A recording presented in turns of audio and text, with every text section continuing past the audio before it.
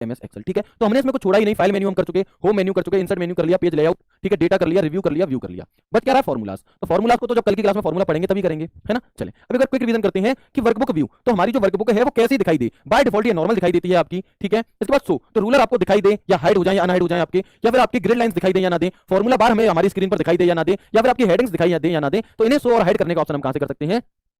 इन्हें शो और हाइड करने का प्रयोग हम ऑप्शन हम कहां से कर सकते हैं। तो आपका वर्कबुक इसमें व्यू मेन्यू में कर सकते हैं, ठीक है। इसके बाद जूम कितनी होती है आपकी, तो 100% बाय डिफॉल्ट। इसमें एक ऑप्शन होता है जूम टू सिलेक्शन, यानी कि जितना पोर्शन आपने सिलेक्ट किया हुआ है उतने ही पोर्शन को क्या है वो पोर्शन पर थोड़ा फोकस करके जूम कर देगा व्यू पे। और हमने क्या किया, जूम टू सिलेक्शन, तो जितना पोर्शन मैंने यहां पर सिलेक्ट किया था बस उतना ही पोर्शन क्या हो गया, जूम हो गया, बड़ा हो गया। ठीक है, क्लियर है यहां तक। मैक्रोस का प्रयोग क्या है, तो ये एक रिकॉर्डिंग टूल की तरह से काम करता है। जिस चीज का प्रयोग में बार बार कुछ काम ऐसा है जिसकी जरूरत आपको बार बार पड़ती है किसी डेटा को लिखने की, तो आप उसे रिकॉर्डिंग की तरह से क्या कर लो, सेव कर लो, और जहां पर भी आपको जरूरत पड़े तो आप क्या करें, वहां पर मैक्रो के जरिए इसका यूज करते हैं, तो आपका ये चीज आ जाएगी। कैसे, तो प्रैक्टिकली। अब हम गए किस पे, व्यू पे, और हमने यहां से जाकर क्या कर दिया, स्टॉप रिकॉर्डिंग कर दी। स्टॉप रिकॉर्डिंग कर दी। अब मैंने दूसरी सीट खोली जिसमें कोई भी वर्क नहीं किया है, दूसरी सीट खोली जिसमें कोई भी वर्क नहीं किया है, और मुझे क्या है कि वही काम दोबारा लिखना है, डेली का काम है। शॉर्टकट की क्या है, ऑल्ट F8। ऑल्ट F8 दबाया, फॉर्मेट को क्लिक किया, रन पर क्लिक किया, तो आप देखोगे कि वो डेटा आपका ऑटोमेटिक अपने आप दोबारा से लिख गया। बाद विंडो ग्रुप कमांड के अंदर जो इंपॉर्टेंट पॉइंट है वो है आपका फ्रीज पेन्स। ये क्या काम करता है, याद कैसे रहेगा, याद कैसे रहेगा। तो फ्रीज का काम क्या होता है, जो आपके और हमारे घर पर जो फ्रीज होता है ये क्या काम करता है, ये बर्फ जमाने के काम आता है। कि किसी चीज को, जैसे आपने देखा होगा कि अगर अगर आपके घर पे आई कुलिस पेन्स है आपका, कि जो पहली पट्टी है, जो पहला कॉलम है, या जितनी हम चाहें उतने कॉलम उतनी रो को क्या है वहां पर जमा देने का काम करता है, वहां से फिर वो हिलेगा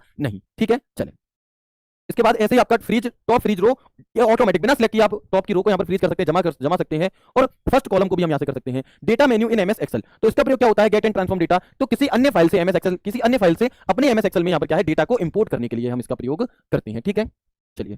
इसके बाद आप देखेंगे आगे कि क्वेरीज एंड कनेक्शन, तो जो अपडेट आपका किसी दूसरी फाइल में हुआ है उस अपडेट को, जो आपने डेटा यहां पर लिया था, इंपोर्ट करा था, उसमें अपडेट करने के लिए हम किसका प्रयोग करेंगे, रिफ्रेश। हम इसमें जाकर के क्वेरीज एंड कनेक्शन में रिफ्रेश कर देंगे तो वो डेटा ऑटोमेटिक यहां पर अपडेट हो जाएगा। सॉर्ट एंड फिल्टर, सॉर्ट का मतलब बढ़ते और घटते हुए किसी एक क्रम में लगाने के लिए, फिल्टर यानी कि कुछ शर्तों को पूरा कर रहा हो, एडवांस फिल्टर द्वारा अलग अलग कैटेगरी में उन चीजों को छांट सकते हैं।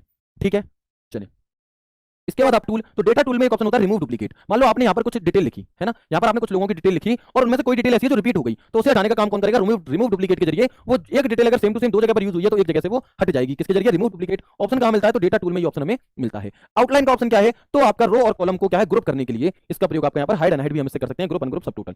इसके बाद रिव्यू मेन्यू, तो प्रूफिंग के अंदर दो ऑप्शन होते हैं आपके, स्पेलिंग एंड थीसेरस। स्पेलिंग की शॉर्टकट की होती है F7। ऑप्शन कहां मिलता है, तो रिव्यू मेन्यू में आपका, रिव्यू मेन्यू के अंदर प्रूफिंग ग्रुप कमांड में हमें स्पेलिंग का ऑप्शन मिलता है, F7 इसकी शॉर्टकट की है। थीसेरस की शॉर्टकट की सिर्फ F7 आपकी होती है, एमएस वर्ड में आप सभी को पता है। और ये आपका अनेकार्थी समानार्थी दिखाने का काम करता है। वर्कबुक स्टैटिक्स, तो जो आपकी वर्कबुक है उसके अंदर, वर्कबुक के अंदर आपने कितनी सीट पर काम किया है, कितनी टेबल ली थी, कितने फॉर्मूले लगाए हैं, उस टाइप की सारी जानकारी को बताने का काम हमारा यहाँ पर वर्कबुक स्टैटिक्स करता है। स्मार्ट लुकअप, तो जो भी डेटा आपने सर्च किया है कार कंप्यूटर, उससे रिलेटेड विकिपीडिया आपका यहाँ पर खोल देता है। लैंग्वेज ट्रांसलेट, तो जो आपने डेटा लिखा है उसे क्या है, ट्रांसलेट करने के लिए किसी दूसरी भाषा में। कमेंट, किसी सेल को कमेंट देने के लिए। ठीक है। प्रोटेक्ट, तो किसी सीट को या वर्कबुक को क्या है, प्रोटेक्ट करने के लिए। तो ये था आपका क्या, रिव्यू मेन्यू जो हमने यहाँ पर कंप्लीट कर लिया। और अब हम चलते हैं अपने